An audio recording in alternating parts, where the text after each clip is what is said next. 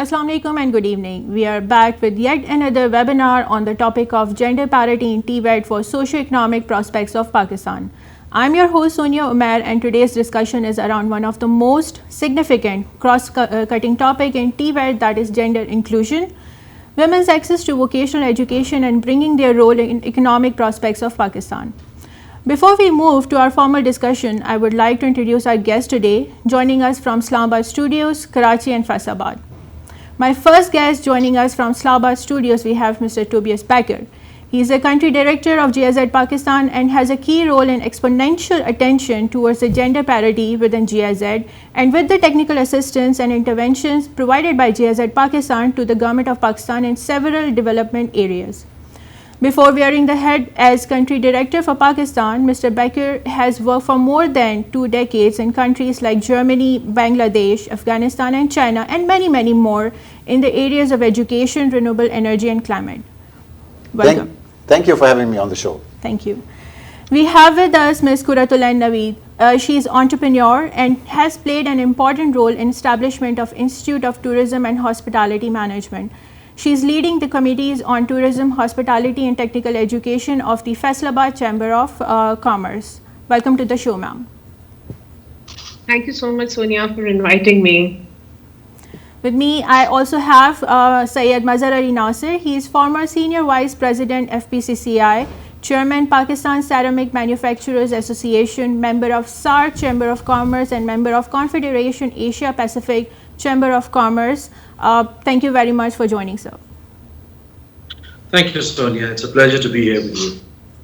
We have from Karachi Mr. Marcus Strohmeyer, who is MD and CEO Siemens Pakistan. Mr. Strohmeyer is with Siemens Pakistan since 2020, and before coming to Pakistan, he remained at key positions with Siemens in Germany, Libya, Indonesia, Saudi Arabia and China since 1990. Welcome to the show, sir.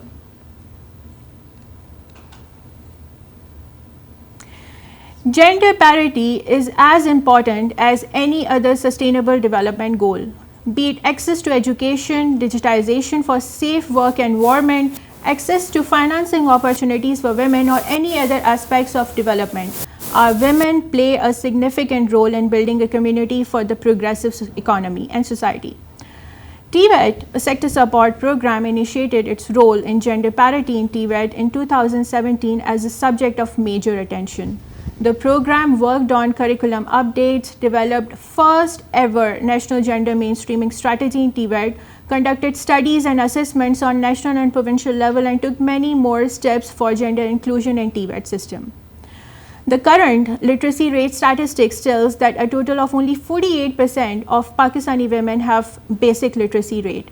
The labor force participation rates for women in the country are among the lowest in the region, with Pakistan ranking among the bottom 6 countries as per United Nations Economic and Social Commission for Asia and Pacific. According to Labour Force Survey of 2017 and 18, the labour force participation by women is only at 20.1% as compared to 76.9% by men. Average monthly wage rate for women in Pakistan is at only 11,884 rupees, which is much lesser than men at 19,943 rupees.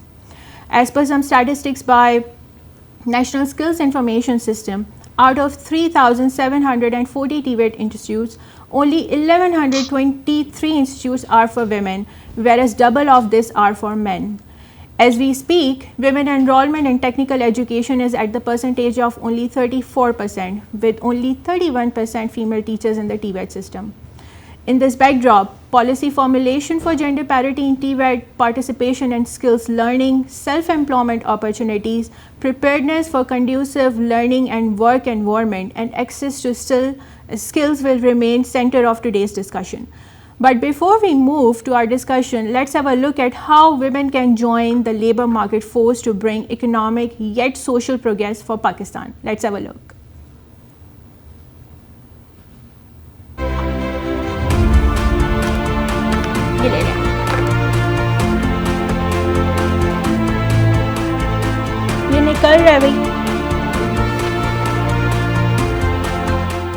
Pakistan has a limited female labor force participation, and as the estimates show, the percentage of economically active women aged 15 and above is 21.67% in Pakistan, which is among the lowest in the region.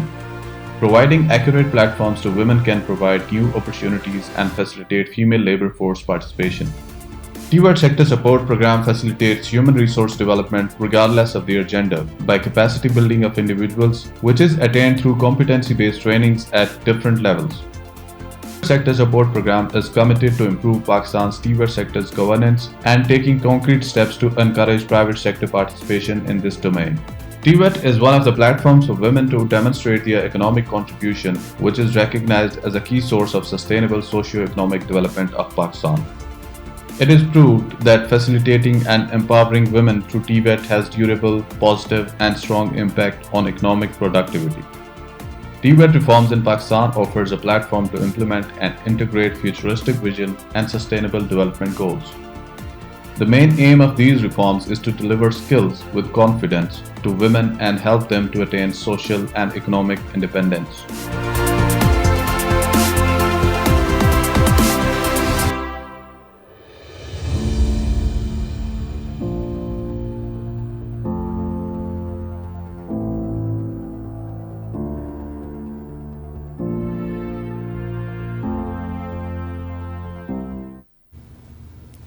Women can play their role for the progress of Pakistan. This leads me to my first question to Ms. Kuratullah and Naveed. Ms. Naveed, can you tell us, do you think that gender parity is really missing in our society, in our labor workforce environment, and overall the economic perspective of Pakistan? Thank you, Sonia. This is a very important question, and I would like to clarify that when we are talking about gender parity, what does this mean? So, gender parity means the relative equality in terms of numbers and proportions for male and females and for men and women. So, the women and the men should be provided with the equal opportunities. Equal opportunities mean treating them equally and treating them equally at the workplaces, treating them equally on the wage rates, treating them equally in the law and in the rights. So it's very unfortunate that even in Pakistan and even across the globe, this gender parity is missing. And in Pakistan, where the total population among 53% are women, if we are not giving them the equal rights, so how they are going to become the part of the economic growth of the Pakistan.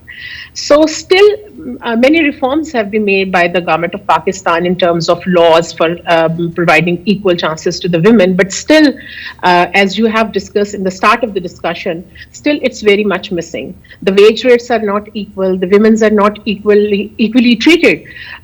We have the concept that women cannot perform well in hardcore jobs, like if we are talking about TVET, then we think that women cannot perform the hardcore jobs. And that's a wrong conception, because we have seen in many Western countries that women are performing, they are working as a technician, an electrician, as a plumber, everywhere. And even if I'm looking upon the chefs who are working in hospitality and tourism industry, our girls are facing a lot of problem. So this need to be done well. Like if I talk about my organization, we have equal opportunities for all the men and the women. So they are on the same wage rate, they are in the managerial position, but in many organizations, we always recommend that men should be in the leading position, they should come in the leadership roles, in the higher management positions. So that's very important area, and we have to work a lot on that. Right, that's absolutely an important area, and we have to still work a lot on that. My next question to the panel member is Mr. Tobias Becker.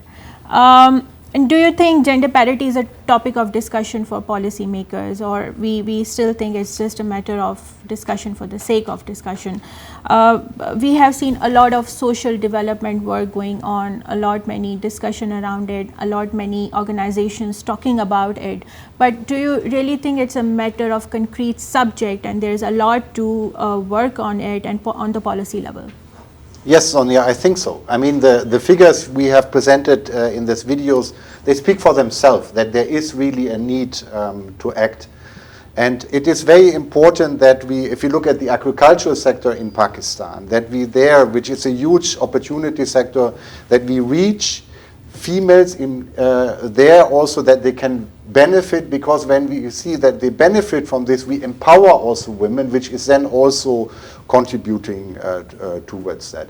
That also means that overall we have to move from the informal sector to the formal sector to get also the opportunities for better jobs. And at the end also, we should not forget that we always have to provide an environment, also in a working environment, which is safe and not hostile for women. So there are a lot of opportunities and tasks for the government and the different organizations to work on. Right. The workplace safety, feeling safe at work is really very important for women to work in a very peaceful manner, and they feel safe, they feel comfortable, and that's only when they can, show their performance and work as per the merit criteria. This leads me to the next question, to my next panel member, Syed Mazhar Nasir Saab. FPCCI has a committee on gender. This means that FPCCI and industry itself is paying a lot of attention to the gender mainstreaming in the arena of Pakistan, labor market arena of Pakistan. How do you see this role being more promoted at the policy level, and how do you see industry's role in it coming into it, and what more can be done to make women more inclusive into the labor market? Well, Sonia, I think we need to answer this question quite candidly and from two areas. The first thing is that whatever policies that the government has given, based on those, all institutions need to have women on their boards. For example, you must be aware about the stock exchange that you have to have women members on the board. One can argue about the number of seats given to a woman. But apart from that, if you're talking specifically about the federation, then the federation has a lot of committees, not just on gender, but overall on various aspects of industry and trade. And based on merit and based on as much as possible experience that one has, be it a female or a male, those committees have been given. And if you look at the data in the last 7 to 10 years, from perhaps a couple of committees given to women, there are quite a few now where women are actually leading those committees and being very active. I believe that the government needs to improvise on those regulations, because this is a two-way sword. Unfortunately, with our society, when the daughter is born, we talk about the son being an engineer or being a doctor, and the only thing that comes to mind at large, minded, I'm not talking about urban Pakistan and that to a niche, but overall, that we're talking about a girl who will be educated enough to get married and have a life forward. So this concept has to change from the government level. This concept has to change at the industry level.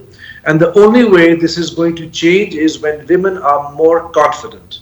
Women will be more confident when they have skills, if they don't have education, or they are more educated. You have examples of highly educated women leading Pakistan's top companies right now.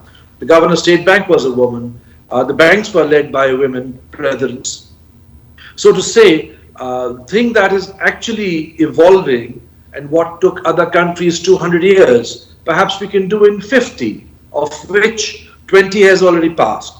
So what we need to do is not just make better regulations, but at the same time provide with more opportunities to learn skills. I just saw that video, which was remarkable, and that is something that we need to go across the strata, because once you have those skills, you have the confidence, and once you have the confidence, in Pakistan, you're well respected when you have a skill. Absolutely, absolutely. This leads me to next question, and my question will be to Mr. Strohmeyer. Mr. Strohmeyer, GIZ Pakistan implemented one of its flagship internship program with Siemens, and in that the female interns were there on the engineering jobs and more into the technical jobs. So how was your experience with those interns, and how do you felt like, do you think they were ready to go into mainstream market and contribute? Thank you. Thank you for having me, and thank you for the question. Yes, the program that we had, the partnership, in fact, called Shana Bashana, or Shoulder by Shoulder, side by side was a real integrated partnership between the German Agency for International Cooperation, GIZ, and also Siemens Pakistan. It was, in my eyes, a great success because we had hands-on experience for the selected ladies, and it was done in 2 batches. It was done in the way that usually in secondary and tertiary education systems or institutions it's not done. It was hands-on. It was a combination between theory and practical application, and I believe that is a part missing in the education system, and that's exactly what's inducing the confidence into the females, into the ladies that were with us. I had a own WhatsApp group because I wanted to be very much connected to how they feel, everything going the right way. And when I looked at their work and what they produced and how they expressed their feelings to me, I was really, it warmed my heart. I felt having given them this chance to develop their confidence, that really brought them forward. And to answer the last part of your question, does this really improve their chances on the labor market? I firmly believe it does, because it's all what's necessary is to have the confidence to do and to make the next step. And this partnership, this program, really helped them to feel well in a company like Siemens and to be accepted, to produce results that are appreciated, and then they know that they are worth this job, they are worth this job market. They will apply and they will continue. And in fact, some continued into jobs. Others actually are now studying in Germany because they were opened up. I felt we have done really the right thing. And on my agenda is the continuation of Shana Bashana, and hopefully in terms of numbers that we are crossing the 100. But I would also need the help of other companies to join in. We maybe what we really need is to be very categoric, that when we take interns, then we need to really drastically increase or make, like my previous speaker said, clear equal rights or 50-50 quota, so that automatically we flow in more females into that internships, and out of the internships comes the evolution into the job market.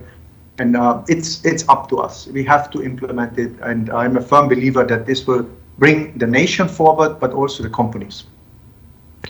Thank you, thank you. Given the chance, the women can do well, and that leads me to my next question to Ms. Naveed.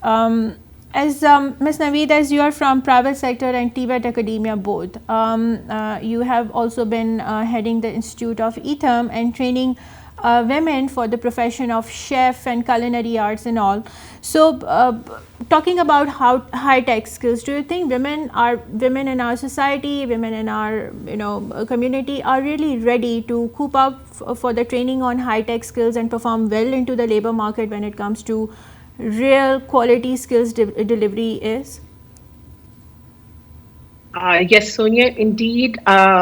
Being a female, I'm also the supporter of this thing that women have all the capabilities and capacities to lead and to do the miracles.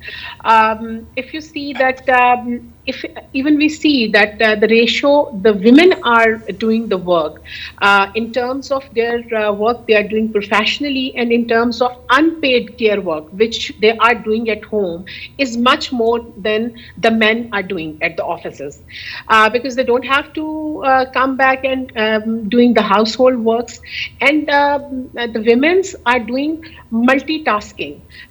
They are taking care of the families, they are working, they are doing much more things.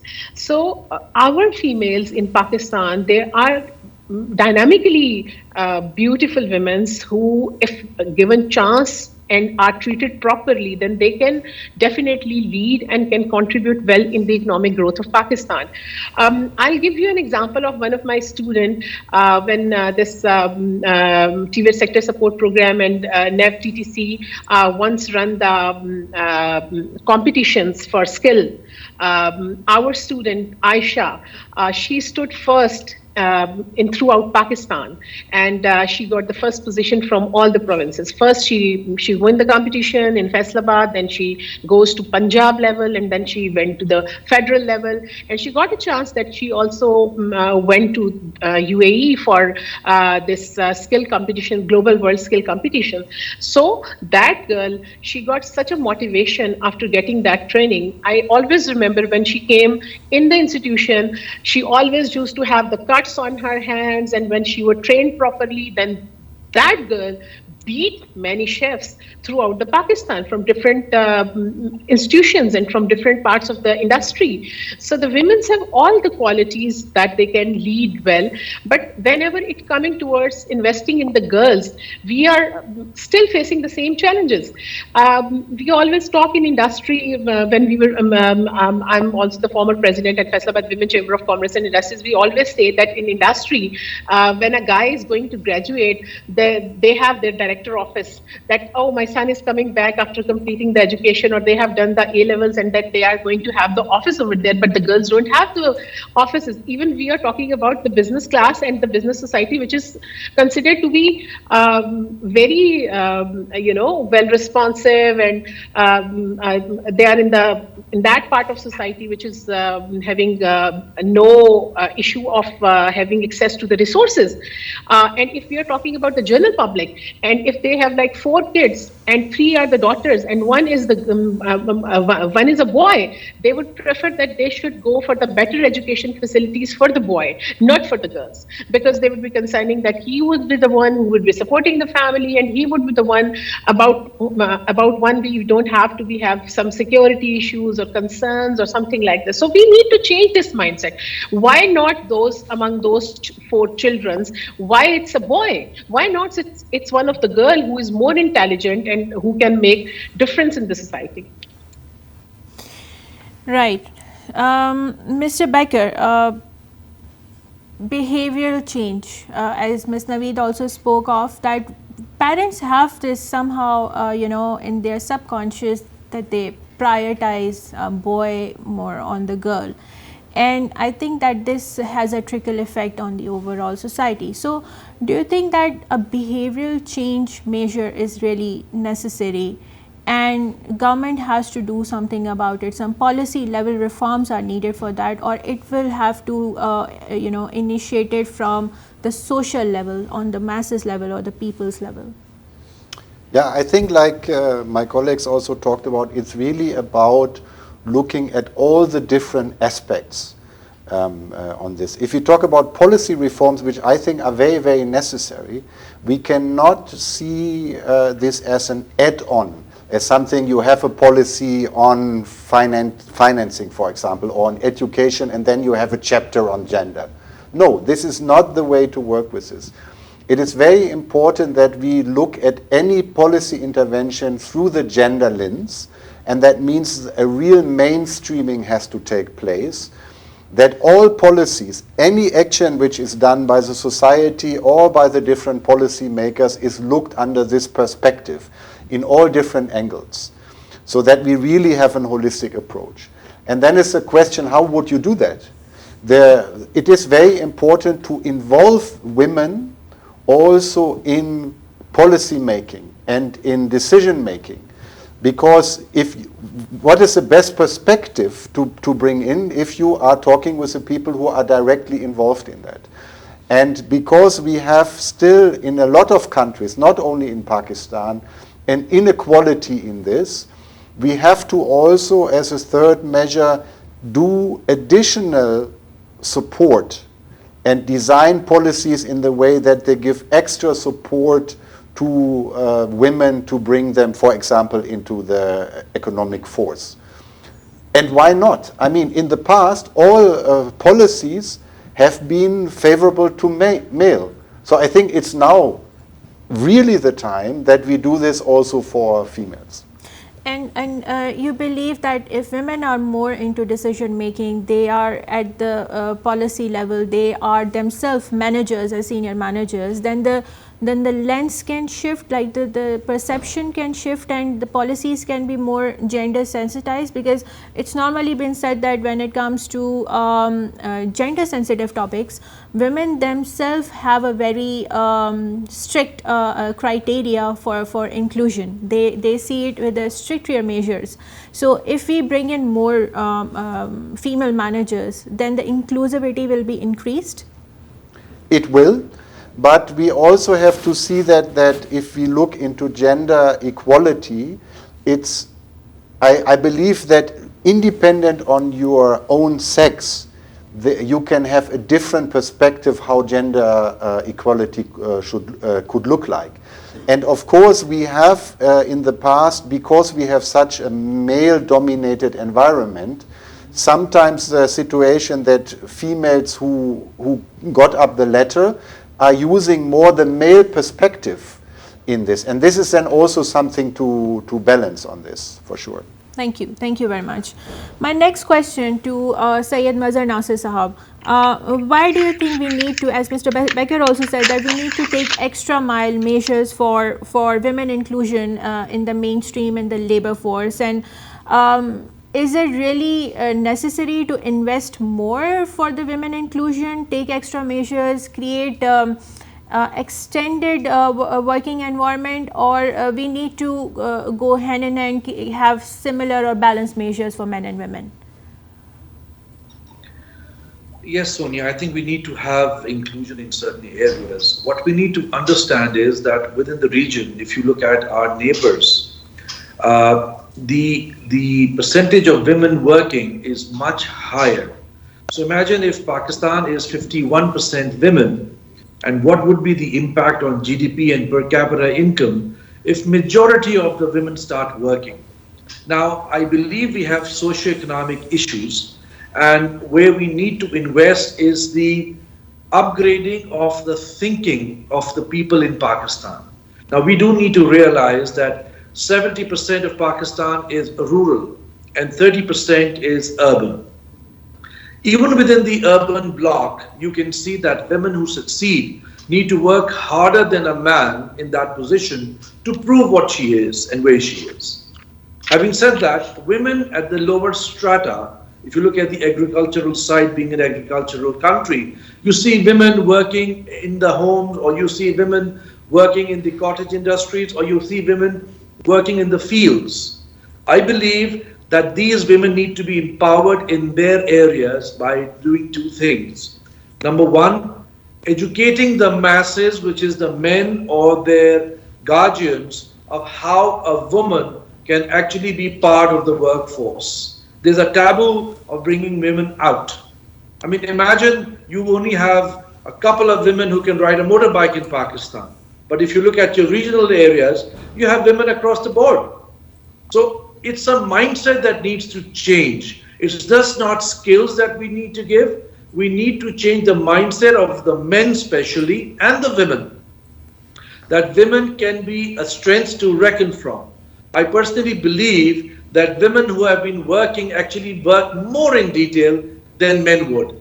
And I agree with Kulatain that about the business houses, they should add their women or their daughters to work with them.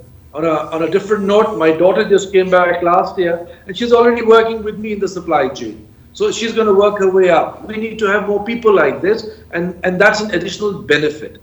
At the same time, as I mentioned earlier, if one of the things I look at TVET along with the government of Pakistan would be bringing this thought to the people in the rural and urban areas to let women work.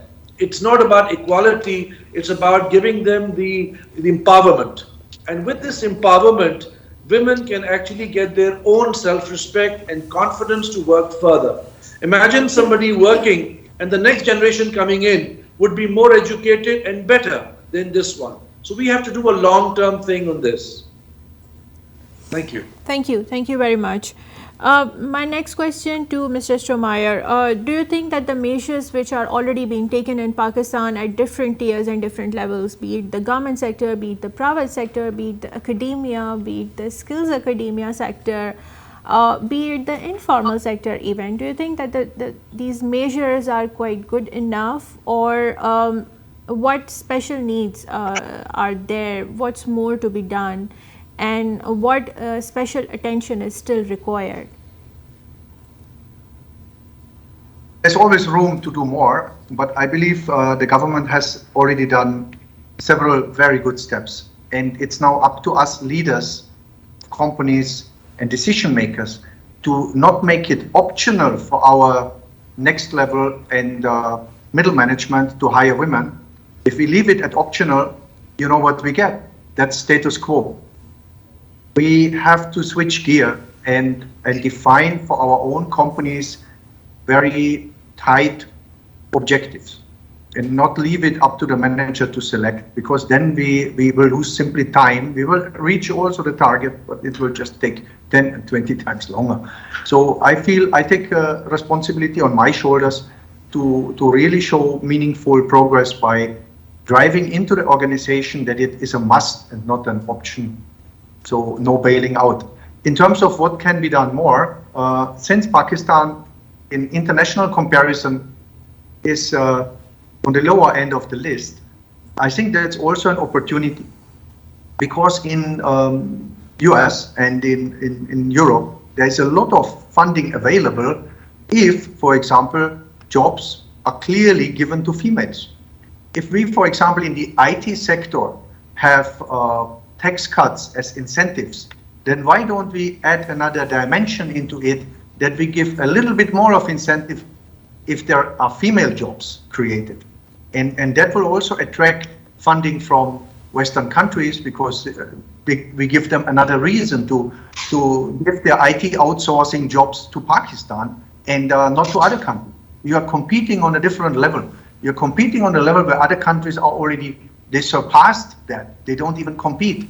But if you would suddenly offer to IT outsourcing countries the opportunity to outsource to Pakistan and promise them that you are giving those jobs to females, I think you can also attract a lot of money and funding inflow.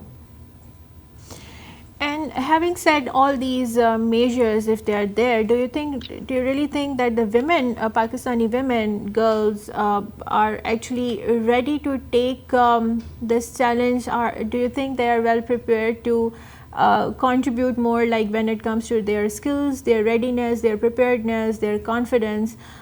You, of course, have been doing a lot recruitment when it comes to high-tech jobs, when it comes to technical jobs, engineering-related jobs, IT-related jobs. So do you think that women are actually themselves ready to come up facing these challenges?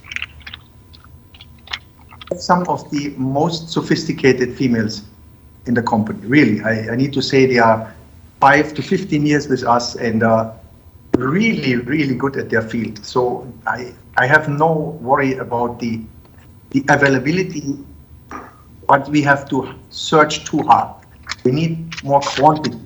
And what I had difficulties, and my HR, by the way, also for the first time, we have a female people and culture or people and organization manager, in brackets HR, since 1 year. We have not enough in the pipeline. When we want to hire 20, then all of a sudden we get less than 20 applications. And there is maybe another help that we need at schools and universities, that professors maybe also get an incentive if they can help the female students, encourage them, talk to the families, talk to the parents, that's a good thing. And so once we got them, once we selected them, I'm generally speaking really happy about the quality. The supply chain is not full enough. There I need a bit more support, but really no lack of talent in terms of Adam, you are happy, we are happy, I'm happy, but I would need to have more applicants. Yeah. Thank you so much. Ms. Kuratulan, you are from hospitality sector.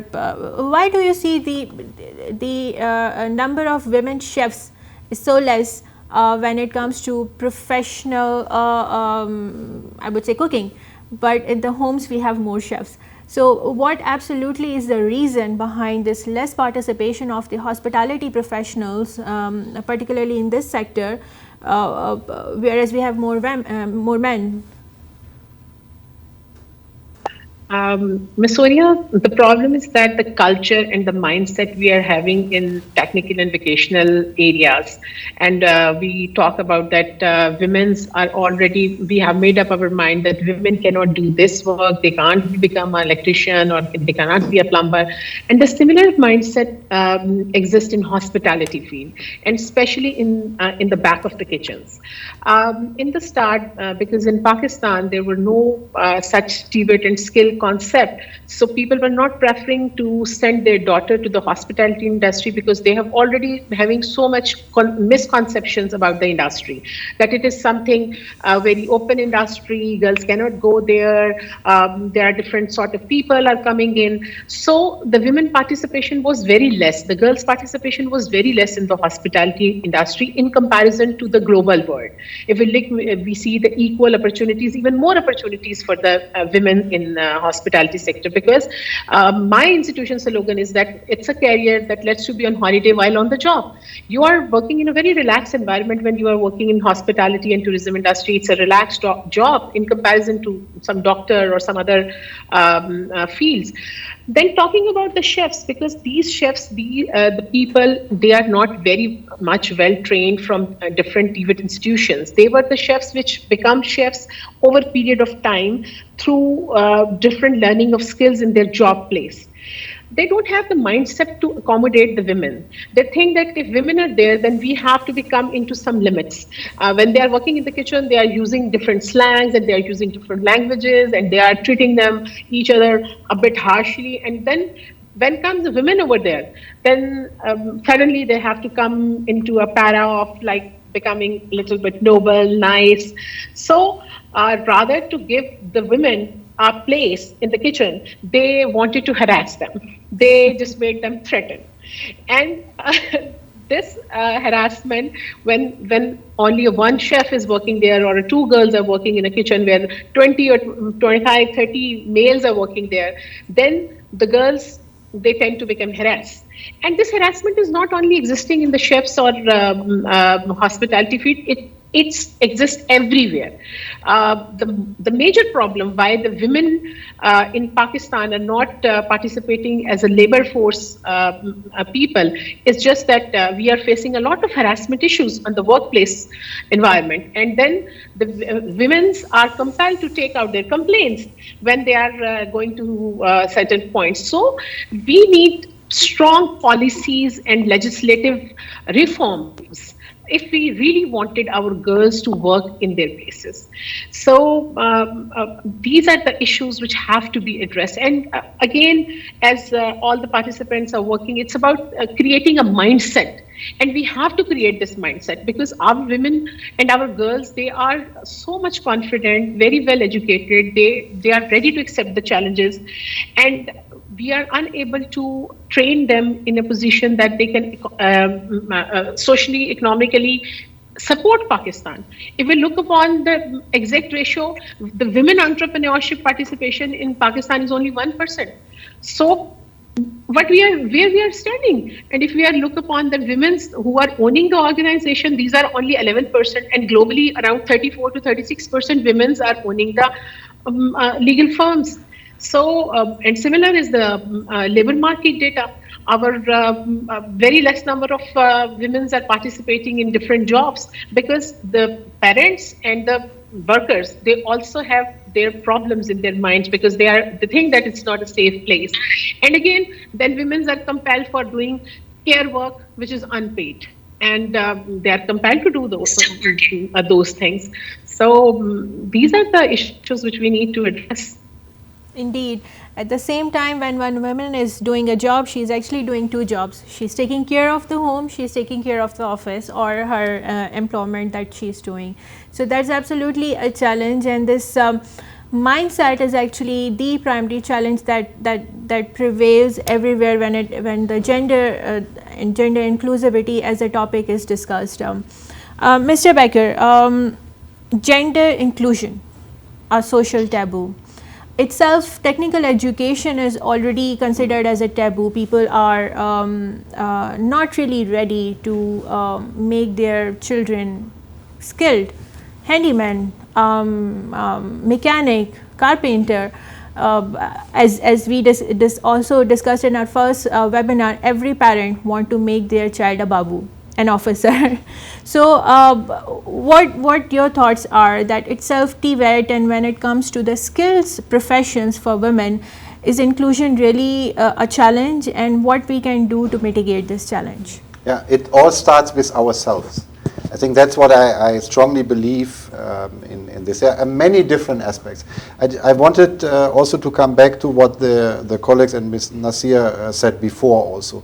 We have to understand, research today shows very clearly that diverse teams, so the mixture of teams, perform much better than teams which are only male or only female in this. So gender parity has a lot to do with you have the right mixture of people together, because everybody brings their own quality. And when it then comes to the social environment, yes, it plays an important role. And you can turn this around. If you are at home and your son gets married and then they have a child, and then your son decides to say, okay, I should stay home and take care of the kid, then of course I guess the same pressure would be on the male son to say, oh my God, no, this is not your role. And we have to break out of that. We have to understand that it's not a genetic thing that females are the better caretakers. It's about education, how we educate ourselves, and to really be clear about that the sex you have does not determine who you can become, in particular in the professional life. This kind of mindset is a change which is very, very necessary, which I believe you see also in countries who perform better. And this change starts with all of us at the same time saying, yes, I am a father, so I have to work on that. I'm a leader, I'm managing an organization, there I have a role. So in society, everybody has to take that up, and this is then what makes it possible to have a change in society. Thank you, thank you. Being from industry, Mr. Mazhar Nasir, the demand of HR actually comes from the industry side. And absolutely this depends that what quality workforce you are receiving when it comes to the skills workforce coming from the academia. So how do you see future progress and areas of development for TVET academia particularly to be more one, industry responsive, and two, gender responsive at the same time? I think from the industry point of view, what Marcus has just mentioned about people coming into the force and him looking for more and more, I can relate to the ceramic industry which I'm related to. So if I look at the ceramic industry in China, about 30% of the people working in that industry are women. In Pakistan, that is 0. And the reason for that is it's easier to get the men in. It's not about how hard the work is, it's about the convenience. I believe that certain laws need to be put in, like we have rules and regulations in industry that you have a specific quota for handicapped people to work in your industry. In the same way, if you do bring in women force into the industry, then you can have tax cuts. That's the initial start of how things happen. But simultaneously, the government needs to have stronger, stringent harassment laws. If you look at countries just across, you'll find that they have extremely strong harassment laws where the women are protected. At the same time, there are companies in Pakistan which are working with European and American companies where by their agreements they need to provide better sanitation, better space, working space for women especially, in order to supply and export to them throughout the world. So these are things that are already happening in Pakistan. It's just that we need to work in masses by this, and the only way we can do this is the government needs to bring this law slightly more aggressively, and at the same time If you're talking about the gender parity vis-a-vis TVET, we can do the awareness part of, like our Becker just said, the parents. Like I also said that you need to, any child, woman or man, who has their parents behind them, you will find them successful and more confident. It's the same way we bring in women and we believe that they can do wonders. That mindset of confidence will start from the beginning for each child. So we need to be on both sides, creating awareness in the masses and at the same time pushing the law to bring in more people from the women into the industry. Thank you.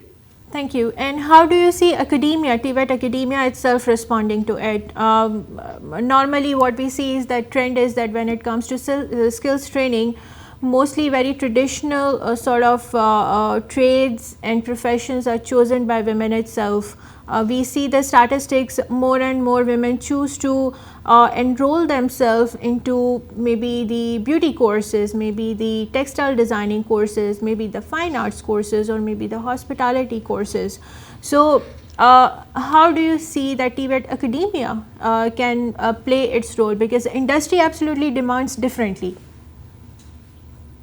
I think you've answered your own question, but just to elaborate, one of the areas where we need to look at the socio-economic position in Pakistan, and we need to work with the mindset that's already there, how to penetrate into that mindset. So if I will talk to you about the urban areas and areas within the urban areas where people still don't let the women work, we need to work towards nursing, because medicine is something which is already on the lower side in Pakistan. So if we have nursing, if we have the IT sector, we have no need for the utilities in that sector, and that's growing. Again, that is being given priority by the current government. So even if you look at Pasha, Jahara is there, she's heading Pasha with a lot of her colleagues. So we're talking about computer software developments, we're talking about the IT sector, we're talking about hospitality sector. So these are the areas. Overall in the world, the best chefs are men in the world. Overall in the world, the best coiffeurs or hairdressers are men in the world. So why not women in other fields? And I feel that the detailed work that women can do in the software industry, especially with the help of the academia from TVET, can do wonders, because from here the world is open to you and you can do wonders whether you're sitting at home or you're sitting at the workplace. Right. Thank you. Thank you. The wonderful and Wonder Women can do the wonders. Thank you. Mr. Strohmeyer, my next question is to you. You have worked in different parts of the world, and the developed countries have somehow the better statistics of women inclusion into the labor market. Do you think there is a success factor behind it, some different magic wand behind it, or what are the reasons? I honestly don't have the real answer for you. I haven't thought about it enough, but fact is we have a higher percentage of females in the workforce. But what is really the background, when it started? Did it start in the 60s? Did it start in the 80s? I can't answer, and I don't know. But I have one wish. Maybe we identify a female movie producer, a producer of soap operas, because TV has extreme strong influence on society. And why don't we create a program where we really create female stars at the workforce, and we do the soap opera and that based on female engineers and success stories. So the social hypnosis happens in the right direction, and we are not clinging on the social hypnosis that we did the last 20 or 30 years. I believe TV channels can change so much if they make beautiful stories. Of course, there will be drama in between, but that has more effect than any of our single videos or advertisings. We need to get into the movie industry and create particular stories that excite young ladies to go that way and to step up. And that, I think, can do a lot of change. Overall, I give you one very funny anecdote. I just upload for 1 second particular award. One of my engineers here, can you imagine, the lady Nida here, she got the first position in Pakistan's 5 most inspiring women, right? when she got, the company was completely caught in surprise because we didn't even know that the contest was on. We didn't know that she got first. So she really had to come repeatedly and said, by the way, by the way. And we were like, would we have had a man in that? We would have all cheered and done everything, right? So we still need to more synchronize on that's also out there. And I really wonder what's the next contest that we overlook, what is underrated, what we have to bring to surface. And one more anecdote, Siemens has a IT software development in Lahore, 120 software developers, and we exclusively custom developed for the US. It's called Mentor Graphics. I think Mentor Graphics got a few years now presidential award, right, for their work and successful work. But the next award we should actually give in this industry on the rise of the female quota in the workforce. We need to also, this is a very low cost attraction for the various sectors. If you award on that merit, I think we can change a lot. It's really not much investment. Yeah. Thank you for having me. Thank you. Mr. Becker, I would like to have same response from your side on the same question, that you have also had a chance to work in different parts of the world. So in your view, what are the reasons of more women in the labor market in other parts of the world and less women in the labor market in Pakistan or the Asian countries? Yeah, I think it's not so easy to answer, and I also want to, from my perspective, make clear it's a topic which is worldwide still a challenge. If you look at the last Gender Global Gap report, we are still globally at 68%, and we would need another 135 years until we come to parity. And only in the factor of economic participation and opportunity, we are at 58% worldwide. And it would take us in this current speed over 260 years. So it really shows it's not really something which is a problem of Pakistan or let's say the 30 countries. It's a challenge we have to address worldwide. It's very similar like climate change and climate adaptation. It's something we have to address. Why is that? Because the world is interlinked, and we of course all learn and interact with each other. If you look at the G7 summit, the G20 summit, still a lot of government leaders are male. So we don't even have parity there, and that is what we have to achieve to have the right symbol on that. And I think it's interesting to look in the, let's say, the top 10, starting from Iceland, Finland, Norway, New Zealand, Sweden, and then Namibia and Rwanda on this, where some of them have also very good economic success in this, but it's a question if the economic success that enables gender parity, or is it that through promoting gender parity, you are more successful? And I believe the latter is really the key on this. Absolutely, absolutely. The more women in the world, the more it contributes to the success of the country. And has Germany actually taken some legislative steps for more women inclusion, or it's a topic of discussion there at least, how they are doing with it? Well, I think in Germany we had also in the last 16 years a very interesting situation that we had for the first time and for the very long time a female chancellor, which gives on one hand the impression that we do very well.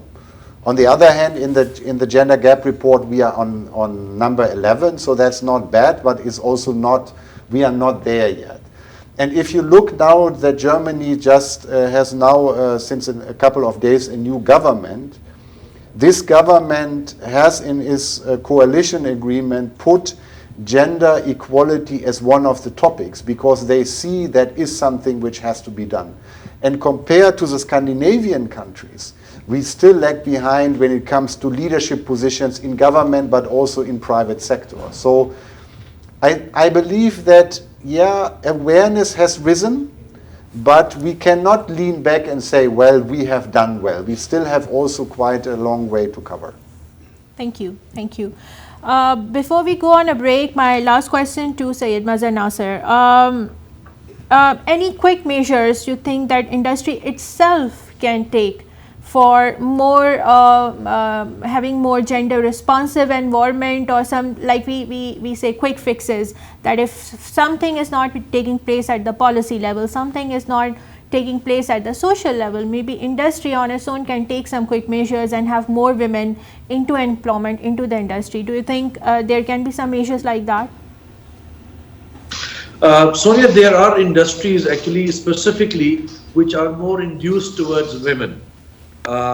If you're aware of the telecommunication industry, the mobiles, now that the mobiles have started being assembled in Pakistan, the lines that have come in, they are actually using more women on this line because the work is more specific, delicate and detailed. So you see, I've answered my own question earlier. If you look at the television industry or the assembling industry in the electronics, it's more and more women where the work is more delicate and it's increasing. So industry specifics will bring in more women as it is. I think we need to evolve in this more and more by bringing in the same women trainings in TVET so that they can have better advantages of not just doing what is going on in the mobile industry, but in the telecommunication industry, which is a massive industry in Pakistan, and the IT industry. So this is more about developing more, like what Becca just said, that we need to give more space to women also. If you look at what's happening in China, by law, if a woman is giving birth to a child, she gets 4 months of holiday paid by the employer. So these are things which are done by the government. I think we're at a different level right now. What we can do is take small baby steps and induce the workforce in industries which can be more incentivized and more induced to women, like the industry I've just mentioned. You also know that the stitching industry in Pakistan, which is the textile industry. Now many stitching units actually have women in there. So this kind of work, again, which is delicate, again detailed, has more women in there than men. So they have specific industries where more and more women with training can do a much more better job and move forward in the line. Right, thank you. Don't leave us. We'll be back in a while. We'll be responding to your questions which we have received during the live chat while we are streaming. So we'll be back in 2 minutes. Stay with us.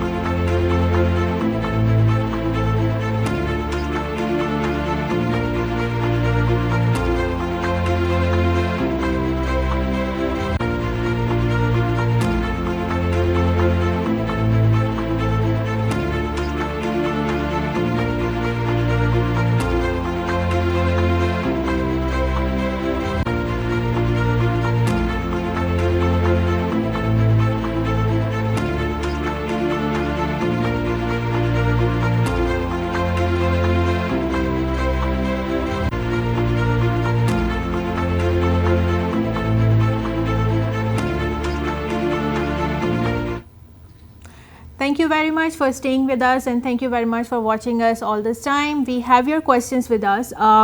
We have our first question from one of our partnering institute, GCT Karimabad.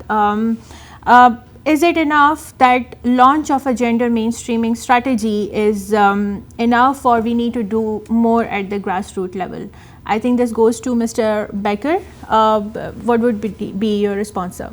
It's definitely not enough just to have one mainstreaming policy. As we mentioned and discussed, we need to look in all interventions we do, government or public sector or private sector, to see all activities through the gender lens and understand and discuss with also the females what is required. And in particular on grassroots level, because that's where most of the people are and where we have the biggest outreach. So to really see and talk and understand the requirements females have to become part of the labor force is something we have to understand and then to address. And actually that's not exactly the only thing that the development programs are doing, that just the policies are made and then they are left like that. No, its implementation actually take place. It's brought into the action. Of course, it takes time. The measures which are being taken for the change process, that takes time, and patience are required for that. But policy is the first step. Being aware and having policies done on that is the first step, and then more is to be done, as you just mentioned. Thank you so very much. We have another question, which is from the industry's perspective. Industry usually say that we cannot accommodate more female workers because they are more demanding when it comes to the working environment. How can we work together to modify this perception? What more can be done to convince the industry that providing some more benefits or privileges to the women can increase the inclusion of women and can eventually contribute to the labor market? I guess this question leads to Syed Mazhar Nasir Saab. Sir, would you like to respond on that? I think, like everywhere else in the world, you will find that the positions that are given to women are basically based on the qualifications they have. Even if you look in Pakistan, we are just at the tip of the iceberg and we've just begun. But there are many positions senior positions that women have got. And it is only by the women that are currently there or have been in the past, which have proven the point that they could do a better job or an equal job, that more and more people eventually, during the process of evolution, will do so. If you look at the different countries around the world, this is exactly how it started. We are a bit late, but in the learning curve, we are much early. It's not going to take us 200 years, but I'm sure in the next couple of years, we'll find it more and more competitive, women taking over based on their qualifications, which they're increasing day by day in Pakistan. Especially with the digital media and the information technology that has gone across the board. Even in the rural areas, women now have access to information, what's going on your mobiles. And this is how that evolution in terms of information, education, and upbringing is going to go higher and higher. So this is there already. It's just a matter of time. It's going to become better and better. Right. Thank you so much. Let me just add there that while saying that, we also need to work from the point of view of the government, the public sector, and the private sector hand in hand, because nowhere in the world is there a country where you will find that everything is equal 100%. So we have a long way to go. The idea is to make it in a top 100 first and slowly and gradually move up the ladder. Inshallah. Thank you. Inshallah. Thank you. Mr. Strohmeyer, the same question as it gives the industry's perspective. Is it true that, yes, the industry is reluctant to employ more and more women because they demand more? And if so, then what more can be done to avoid this reluctance and hire more women for the gender parity as well as economic contribution by women? It would be very easy now to blame someone who is not present, may it be the government or the streets or the crime or God knows what, but I think we have to just blame our mindset. And what I said before, we cannot make inclusion and diversity an optional ambition, but we need to be firm as company leaders, as directors. We simply need to say that's it. And if you don't do it, you don't get a bonus because you failed as a leader and you failed as a manager. Then things move. I don't want to wait 100 years. I wish I can, but I can't. And that's the only thing. We don't need to blame others. We just need to be switching from optional to mandatory. And you will see how fast it goes if we do that. I'll try myself. If I get through with the idea, of course, other people have to endorse the resolution. You know what I mean? Yeah, but I think it's worth to try. And then things will happen. Thank you. Thank you so very much. We have next question that this question is by Shiza. What gender-related interventions TVET Sector Support Programme and GIZ Pakistan is aiming for in the new phase? So I can say on behalf of TVET Sector Support Programme that like in phase 2, gender mainstreaming has remained the cross-cutting area for all of our interventions. We have been working on more curricular development to make it gender inclusive. We have been doing all the WBTs in a way convincing the industry to make it more gender responsive. We have worked with government on the provincial and national level to come up with strategies and policies to have more women on the decision making role, have more women on the advisory boards. Most of the institute management committees have women leadership when it comes to institute management, that too from the private sector side. And that is the response rate, that is the sensitization which we want to continue in upcoming work of TVET Sector Support Programme when it comes to green skills or digitization. We had Javed Hassan Saab, he's Chairman NAVTTC, watching us and he's appreciating today's show. That's all from the questions. I'll take the final views and word from my panel members and then we will conclude the show. So I'll take the final word from Mr. Becker, sir, your views and final word for the women youth and the message. We all have a role here. I think that's very important. We as leaders of organization, as parents, in whatever role we have to ensure that we do things which are towards gender parity and gender equality. Right. Ms. Kuratulen, your final word. Indeed, it's a very good discussion and we learn from each other, and to take home is the same message which Thomas and Marcus and Mazhar Saab has said, that we all have to take our responsibilities. It's not just about that on workplace-based environment we will be just focusing the girls, or not the institution where we will be focusing about the gender imparity. It's even starts from the home. So we have to give equal opportunities to our kids at the home and at the institutions and then at the industry. And inshallah, with these visions and missions and with this such feelings, we will inshallah progress well. Thank you. Thank you. Syed Mazhar Nasir Saab, final word and message from your side, please. Charity begins from home. We need to believe in our children, be it a girl or a boy. The parents have a very big role to play. And we as a society, like I said earlier, the public sector, the private sector, institutions like TVET, GIZ and the government of Pakistan needs to help in changing that mindset. Once the mindset changes, the trickling effect will take place. Thank you. Mr. Strohmeyer, final message from your side. Everything is in place. The skills are there, the supply is there, applicants, but we have to take personal pride on actually making the next step and implement. If we don't do it, there will be another generation, but somebody will do it. But I want to be part of that, and I hope everyone says, I also want to be part of that. So it's our personal action that decides on the speed of implementation. I hope everyone participates. Thank you. Thank you.